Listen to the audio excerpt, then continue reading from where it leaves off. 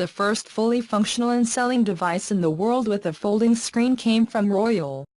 You can always keep that as a point of distinction.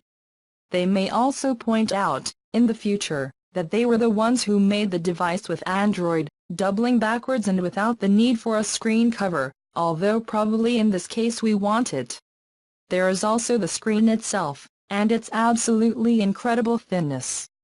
What impressed us most about this screen, from our perspective, was the fact that it is so robust that its Royole handlers said it was perfectly fine to touch it.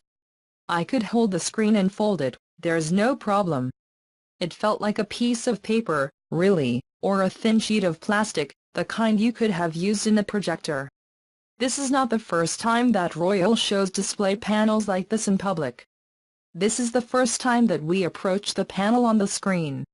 From the inside of your Royole FlexPai. The Royole FlexPai is the world's first commercial folding smartphone with a completely flexible screen, and they also had one of those to watch.